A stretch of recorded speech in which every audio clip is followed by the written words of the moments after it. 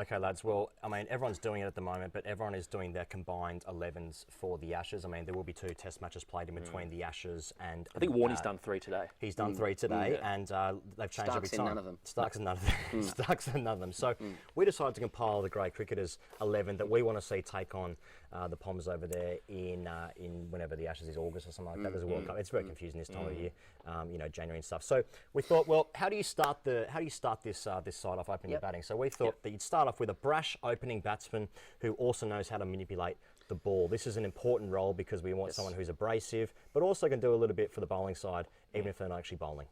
His or her opening partner would be a bookish, broadsheet reading intellectual who is good with a crossword and has an investment property. Always good to balance that out with the opening batsman. I don't think I need to comment on that further.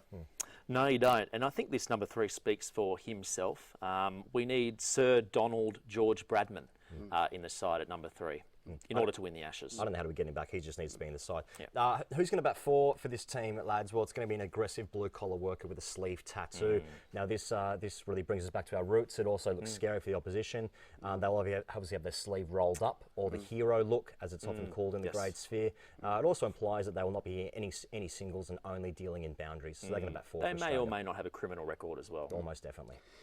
That person will no doubt share a huge third wicket partnership at an important period in the series with an alpha male with an aggressive widow's peak. So it's not to be necessarily confused with a number 4 batsman who's got the sleeve tattoo, etc. But it's still similarly quite a muscular man. There's a lot of chest, there's a lot of domination going on, and that's really important when you're 3 wickets down to have two rigs in the side scoring runs. What am I talking about?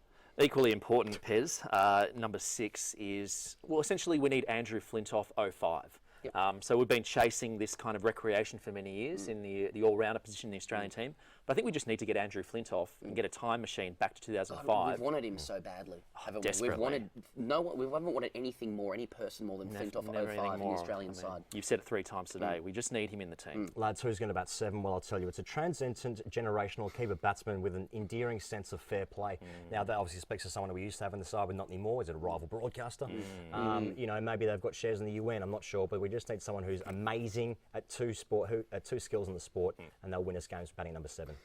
Not asking much. Number 8 is a harsh political attack dog that does not bat or bowl. Look, the reason we say this is because any side worth its salt needs someone at number 8 who doesn't bat or bowl, and obviously because Australia are now good blokes who don't win, we obviously need to turn that person back into a harsh political attack dog. Yes. Okay, obviously. Number 9, another obvious selection for the Ashes, is a mystery spinner who won't shut up about that true crime podcast. I don't really know where to go with this other than that podcasts are an interesting new medium and a lot of spinners listen to them.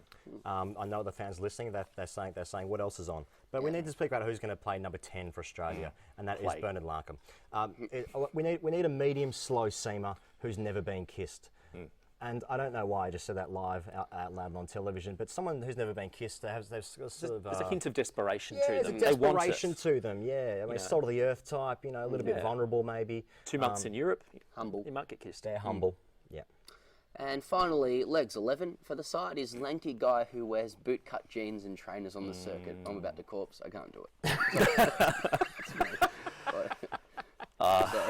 Very good, lads. I mean, we've all had a laugh now.